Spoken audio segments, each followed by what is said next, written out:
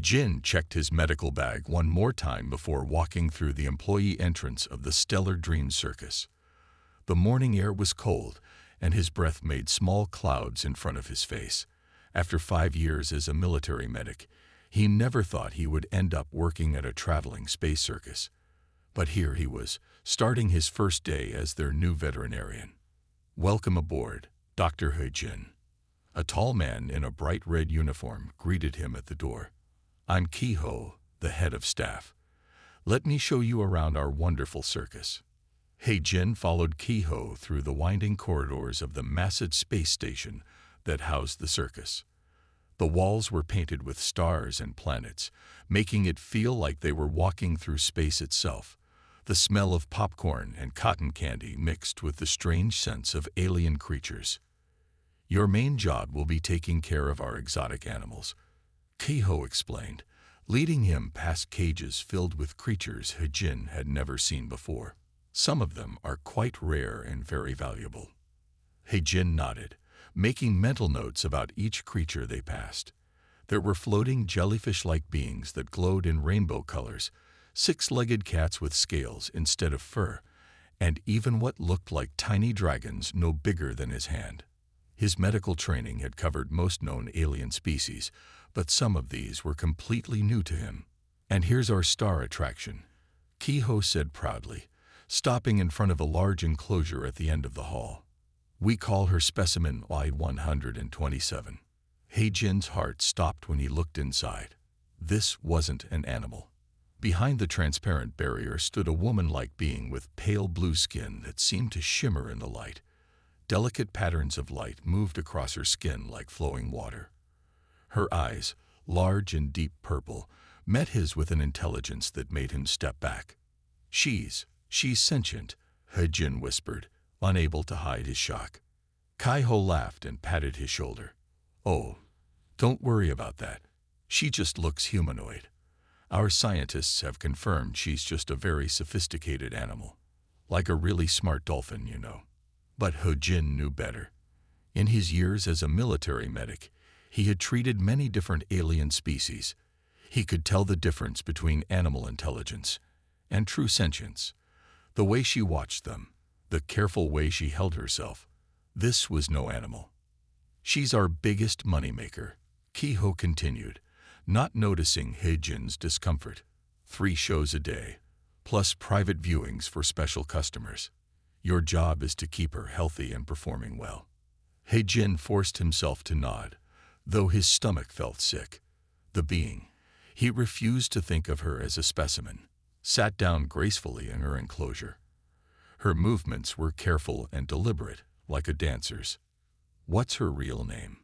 he asked quietly. Kiho shrugged.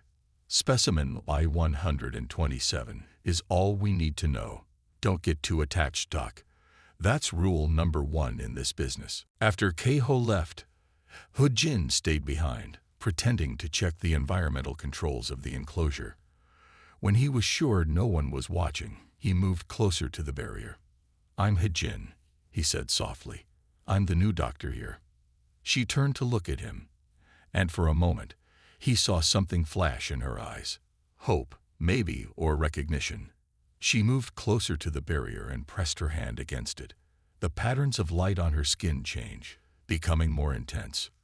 "Can you understand me?" he whispered. She nodded, just once, but it was enough. Jin felt his world shift. Everything he thought he knew about his new job changed in that single moment. This wasn't just about treating exotic pets anymore. He was looking at someone who needed help, someone who was being held captive and treated like an animal. He spent the rest of his first day in a daze, going through the motions of learning about his duties, but his mind kept going back to those intelligent purple eyes and that careful nod. As he watched her afternoon performance, his hands clenched into fists. They made her do tricks like a trained seal, showing off her ability to create beautiful light patterns in the air. The audience clapped and cheered, not realizing they were watching a person, not an animal.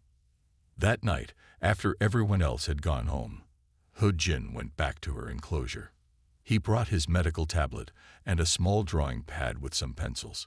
If she really was sentient, maybe they could find a way to communicate. She was waiting for him, sitting close to the barrier. When he sat down on the other side, she tilted her head curiously. He-Jin opened the drawing pad and started to sketch a simple picture of himself, then held it up to show her.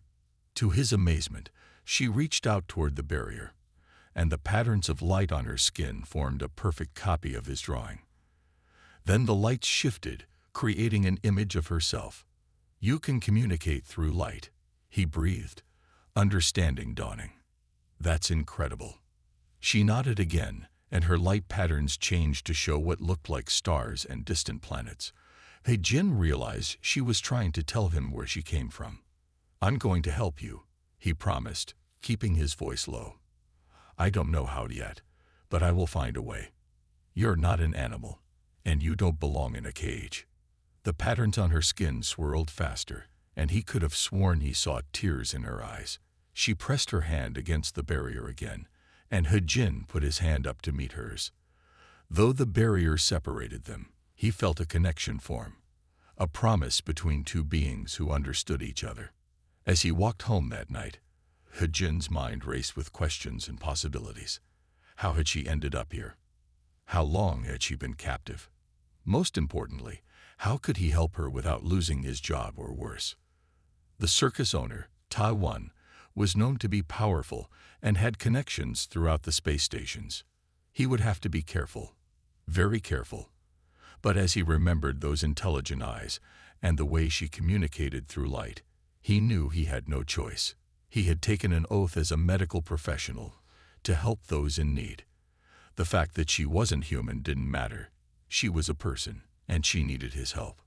That night, He-Jin couldn't sleep. He sat at his small desk in his apartment, making notes and drawing diagrams. He would need to document everything, gather evidence, and find people he could trust. It would be dangerous, but he had seen too much in his military days to walk away from someone in need. As he finally lay down to sleep, he remembered something his grandmother used to say. Sometimes the right path is not the easy one. Tomorrow would be the beginning of that path, and though he didn't know where it would lead, he knew he had to follow it. In her enclosure, the being they called Specimen Line 127 looked up at the artificial stars on the ceiling of her cage. For the first time in years, she felt something she had almost forgotten: hope. The new doctor had seen her, really seen her, not as an animal or an attraction, but as a person. She let her skin create one more pattern in the darkness, the image of a door opening to the stars beyond. 2 weeks passed since He-Jin's first day at the circus. Every night, after the last show, he would visit the being he now thought of as his patient. During the day, he pretended to simply check her vital signs and health readings. But at night, they learned to talk to each other. It started with simple drawings. He-Jin would draw objects, and she would respond with light patterns. Soon, they created their own simple language. When she made a swirling pattern of lights, it meant yes. When the lights dimmed and pulsed slowly, it meant no. One quiet night, something amazing happened. He-Jin sat cross-legged by her enclosure, showing her a drawing of Earth. As she studied it, he felt a gentle touch in his mind, like a soft whisper. "My name is Yuri," the whisper said. He-Jin almost fell over in surprise. "You can speak in my mind?" he asked quietly. The light patterns on her skin danced excitedly. "Yes," came the gentle thought, "but it takes much energy. I have been gathering strength to try this." "Yuri," He-Jin repeated softly. "That's not your real name, is it?" "My true name cannot be spoken with human voices," she explained in his mind. "But I like this name. It means glass light in your language, like my patterns." He-Jin smiled. The name fit her perfectly. "How did you learn Korean names?" "I listen. I watch. 5 years is a long time to learn." Her light patterns dimmed slightly, showing sadness. "The pirates who took me knew I was sentient. They sold me to the circus owner, Ta-1. He knows too, but pretends not to understand." He-Jin felt anger rise in his chest, but kept his voice calm. Can you tell me about your people, your home? Over the next hour, Yuri shared her story through a combination of light patterns and gentle thoughts in He-Jin's mind. Her people were called the Lumini, though this was just the closest human word for their name. They lived on a planet that orbited 3 suns, where the sky was never dark. Their cities were built from crystal that captured and channeled light. Our greatest gift is healing, she explained, creating a pattern that looked like flowing water. We can use light to repair living things. That is why Taiwan keeps me. When other animals are sick or injured, he makes me heal them. Is that what the private showings are for? He-Jin asked, remembering how some wealthy visitors paid extra to see Yuri alone. Yes, some bring sick pets. Others just want to see the healing. It drains me. We are not meant to use our gifts so often, or without choice. He-Jin noticed how the lights under her skin had grown dimmer as they talked. You should rest, he said. We can talk more tomorrow. But Yuri had one more thing to share. She pressed her hand against the barrier, and suddenly He-Jin's mind filled with images. A crystal city gleaming under 3 suns, beams of light dancing in the air, children learning to create their first light patterns. He saw Yuri among her people, wearing flowing robes that caught and reflected light in beautiful ways. When the vision ended, He-Jin had tears in his eyes. Your home is beautiful, he whispered. I show you so you understand, she said in his mind. I am not just a prisoner. I am separated from the light of my sons, from my family, from everything that gives us life. Over the next few weeks, He-Jin learned more about Yuri and her people. During the day, he watched with growing anger as she was forced to perform. They made her create spectacular light shows, healing demonstrations, and what they called psychic readings for paying customers. He saw how each performance left her dimmer, her movements slower. He began keeping careful records. Every night, he wrote down everything he learned about her species, her capabilities, and most importantly, how the circus treated her. He documented the small cage they kept her in, the way they used bright lights to force her to perform when she was tired, the training sessions where they withheld food if she didn't cooperate. One night, He-Jin brought her some crystal prisms he had bought. Will these help? He asked, sliding them through the small food slot in her enclosure. They're not like your home crystals, but maybe they can store some light for you. Yuri picked up the crystals carefully. As she held them, they began to glow with a soft, warm light. Her own patterns grew slightly brighter. Thank you, she said in his mind. They help a little, like a small taste of home.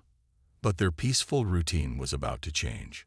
One evening, He-Jin overheard a conversation between Taiwan and Kiho that made his blood run cold. The collector is offering 10 million credits, Taiwan was saying, for exclusive ownership and research rights. But sir, Kiho protested, she's our biggest attraction. And she's getting weaker. You've seen how dim her lights are getting. Better to sell now while she's still valuable. The collector's scientists think they can figure out how her healing powers work. Imagine selling that technology instead of just showing it off. He-Jin waited until they left before rushing to Yuri's enclosure. She was already at the barrier, her patterns showing distress. You heard? He asked. Yes. The collector. He will take me apart to study me. Many of my people died this way when humans first discovered us. It is why we now hide our worlds. He-Jin pressed his hand against the barrier. I won't let that happen, I promise. But we need to move faster now. Do you trust me? The lights under Yuri's skin formed a complex pattern he had never seen before. In his mind, he heard her voice, stronger than ever. You are the first human in 5 years to see me as a person. Yes, I trust you. That night, He-Jin stayed up late making calls. He contacted old friends from his military days, people who owed him favors, anyone who might help. He knew he was racing against time now. Somewhere in the galaxy, a wealthy collector was preparing to turn Yuri into a laboratory specimen. As he worked, he remembered the vision she had shared of her home. The thought of that beautiful, light-filled world gave him strength.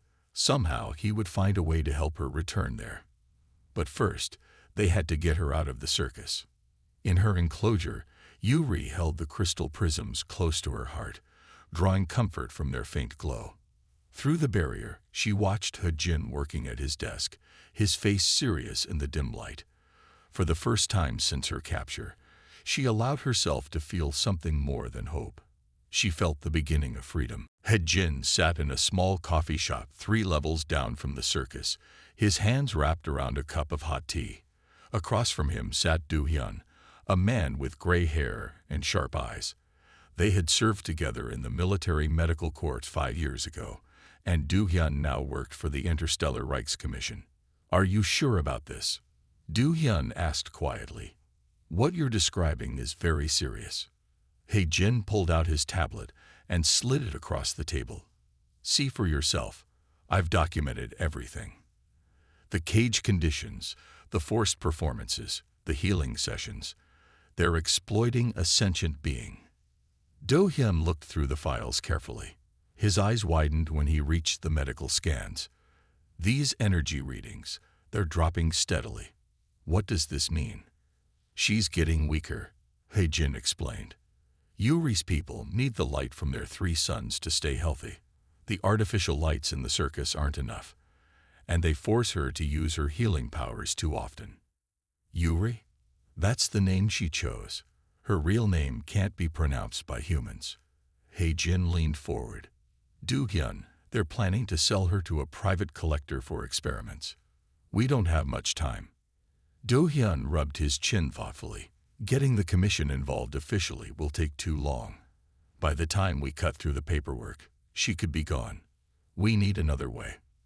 They spent the next hour making plans. Do-hyun knew people who could help. Former military personnel who now worked in space transport and security. They would need transportation, documentation, and most importantly, a safe place to take Yuri once they got her out. That night, Hejin shared the basic plan with Yuri. "Do-hyun is looking for a ship that can take you to the outer colonies," he explained. "There's a research station there studying alternative energy sources. They'll help protect you while we contact your people." Yuri's light patterns swirled with worry. "The collector comes in 3 days," she said in his mind. "Todwan has already signed the papers." "Then we move tomorrow night," Hejin said firmly. "During the evening show, Do-hyun will have everything ready by then." But they hadn't counted on Kaiho's suspicion. The next morning, the head of staff watched Hejin more closely than usual. "You spend a lot of time with specimen Y127, he said casually as Hejin checked the other animals. "Just being thorough," Hejin replied, keeping his voice steady. "She's the most valuable asset here, after all." Kaiho smiled, but his eyes were cold. "Yes, she is. Very valuable. It would be a shame if anything happened to her before the sale." The threat was clear. When Kaiho left, Hejin quickly sent a message to Do-hyun. "We may have a problem. Being watched." The response came back quickly. "Stick to the plan. We'll handle it." Throughout the day, Hejin noticed more security guards than usual. They tried to look casual, but he could tell they were watching him. He forced himself to go about his normal routine, all while his heart raced with worry. During the afternoon checkup, he managed to whisper to Yuri, "Be ready when the evening show starts." Her patterns flickered in acknowledgement, but he could see how dim they had become. The constant performances and healing sessions had taken their toll. Would she have enough strength for their escape attempt? As evening approached, Hejin prepared his medical bag carefully. Hidden among the normal supplies were the tools they would need. An electronic keycard duplicator, a small device that could disrupt the power grid for a few minutes, and most importantly, a light crystal that Do-hyun had somehow obtained from a xenobiology museum. The crystal came from a world similar to Yuri's home planet. "This should give you strength," he had told her the night before, showing her an image of the crystal. "At least enough to get to the ship." The evening show began at 8. Jin watched from the back as Yuri was led to the main performance ring. The audience gasped as she created beautiful patterns of light in the air, telling stories with her illuminated designs. But Jin could see how each movement cost her energy she couldn't spare. At exactly 8:30, the lights throughout the circus flickered and went out. Emergency lights came on, casting everything in a dim red glow. In the confusion, Jin moved quickly through the panicking crowd. He reached the back of the performance ring just as Yuri's handler left to check on the power problem. Working quickly, he used the duplicated key card to open the mobile cage they used to transport her. "Hurry," he whispered, helping her out. Her skin was so dim now he could barely see her patterns. They had almost reached the service corridor when a shout rang out. "Stop right there!" Kiho's voice echoed through the dim hallway. Jin turned to see the head of staff standing with 2 security guards, all holding stun weapons. "Step away from the specimen," Kiho ordered. Now, instead of obeying, Jin reached into his medical bag and pulled out the light crystal. It blazed to life as soon as Yuri touched it, filling the corridor with brilliant white light. The guards stumbled back, temporarily blinded. "Run!" Jin grabbed Yuri's hand, and they raced down the corridor. Behind them, he could hear Kiho shouting orders and the heavy footsteps of the guards. They ran through the maintenance areas of the circus, taking the route they had planned. Yuri was weak, but the crystal seemed to be helping. Her patterns were brighter now, pulsing with determination. They burst through an emergency exit onto one of the space station's outer decks. Do-hyun was supposed to meet them here with transport to the ship, but the deck was empty. "Well," came Taewon's voice from behind them. "This is disappointing, Dr. Jin." They turned to see the circus owner standing with 4 armed guards. Kiho stood beside him, looking smugly triumphant. "Did you really think we wouldn't notice your late-night visits?" Taewon asked. "Your secret conversations. We've been watching you for weeks." Jin stepped in front of Yuri protectively. "She's not your property," he said firmly. "She's a sentient being with rights." "She's a very expensive investment," Taewon corrected him. "One that's about to make me very rich." He nodded to the guards. "Take them both. The collector might be interested in studying how she formed this connection with the doctor." The guards moved forward, weapons raised. Jin felt Yuri's hand tighten on his arm. The crystal in her other hand was glowing brighter and brighter. "Close your eyes," her voice whispered in his mind. What happened next would change everything. The light crystal in Yuri's hand erupted like a miniature sun. Even with his eyes closed, Jin saw the brightness through his eyelids. He heard shouts of surprise and pain as the guards were blinded by the flash. When he opened his eyes again, Yuri's skin was glowing brighter than he had ever seen before. The crystal had given her back some of her strength. Light patterns danced across her skin in complex waves, and for the first time, Jin saw her as she truly was, not a circus attraction, but a being of pure light and energy. "The crystal," Taewon shouted, shielding his eyes. "Get the crystal from her." But before the guards could move, another voice rang out. "Nobody move." Do-hyun stepped out from behind a storage container, followed by 6 armed officers in Interstellar Rights Commission uniforms. "Everyone stay exactly where you are." Jin felt relief flood through him. Do-hyun hadn't abandoned them. He had just been waiting for the right moment. "This is a private matter," Taewon said smoothly, though Jin could hear fear in his voice. "This specimen is my legal property." "Really?" Do-hyun held up a datapad. "According to these documents, you purchased her from known space pirates. That's trafficking in sentient beings, a serious crime under interstellar law." Kiho tried to run, but 2 officers caught him quickly. Taewon looked around desperately, then reached for something in his jacket. Before he could pull it out, Yuri raised her hand. A beam of pure light shot from her palm, wrapping around Taewon like a glowing rope. "You will not hurt anyone else," Her voice echoed in everyone's minds, strong and clear. Many of the officers stepped back in surprise. "She's telepathic," Do-hyun explained to his team. "And yes, that proves she's fully sentient. We have all the evidence we need." As the officers began arresting Tadwan and his security team, Ho-jin turned to Hyure. "Are you all right? Using that much power?" "The crystal helps," she said in his mind, though he could see she was tired. "And now I can feel the real stars through the station's windows. Their light gives me strength too." Do-hyun walked over to them, smiling. "The ship is ready. We have a direct flight to the Outer Colonies research station. They're very excited to meet you, Yuri, as a guest and equal, not a specimen." The next few hours passed in a blur. They gave statements to the commission officers, who documented everything carefully. Ho-jin watched with satisfaction as Ta-won and Ki-ho were led away in restraints.